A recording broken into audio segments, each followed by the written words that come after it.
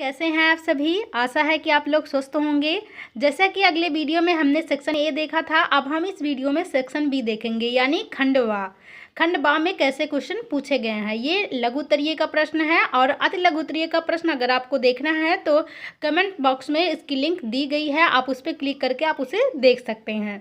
तो चलिए हम इस वीडियो को शुरू करते हैं। नोट क्या दिया गया है, attempt all question, give answer of each question in about 100 word. इसमें क्या करना है, सभी प्रश्नों के उत्तर देने हैं। प्रत्येक प्रश्न का उत्तर लगभग 200 शब्दों में होना चाहिए, ठीक है। और इसमें हर क्वेश्चन है वो 8 गुणे इंटू 5, यानी हर क्वेश्चन 8 नंबर का है, ठीक है। तो चलिए हम शुरू करते हैं। पहला क्वेश्चन क्या दिया गया है लघु उत्तरीय में, दूसरा क्वेश्चन जिसे देखिए, इसमें कुछ दूसरा क्वेश्चन दिया गया है, शिक्षा के विश्लेषणात्मक अर्थ को स्पष्ट कीजिए। और अथवा चाहे आप इसको लिख सकते हैं या आप इसको लिख सकते हैं। अथवा करके दिया गया है, पाठ्यक्रम संरचना के प्रमुख आधार क्या हैं, स्पष्ट कीजिए।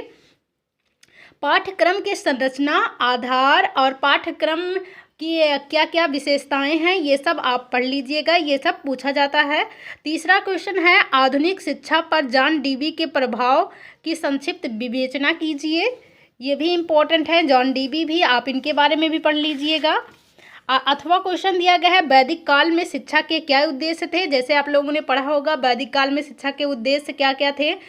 उनको आश्रम में रहना पड़ता था और क्या कहते हैं, भिक्षा मांगनी पड़ती थी और वहीं पे रहकर अपना शिक्षा ग्रहण करना होता था। ये सब उनके उद्देश्य थे जो आप लोग इसमें पढ़ लीजिएगा, वो पेपर में पूछे जाते हैं, इससे आप अच्छा नंबर गेन कर सकते हैं। चौथा क्वेश्चन है, शिक्षा के उद्देश्यों की दृष्टि से आदर्शवाद का क्या योगदान है।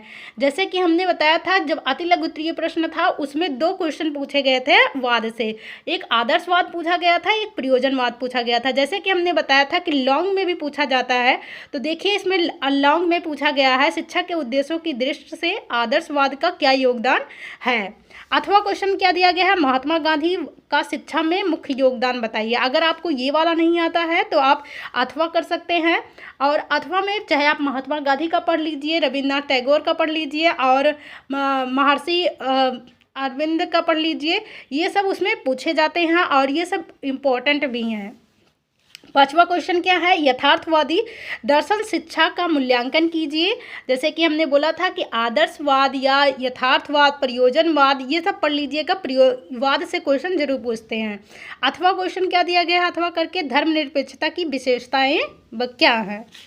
अब अगला क्वेश्चन छठवां क्वेश्चन दिया गया है, निषेधात्मक शिक्षा की क्या अवधारणा है। अथवा करके दिया गया है, भारतीय समाज की प्रगति में शिक्षा का क्या भूमिका है, ठीक है। सेक्शन सी हम आगे देखेंगे, नेक्स्ट वीडियो में देखेंगे। तब तक के लिए थैंक यू।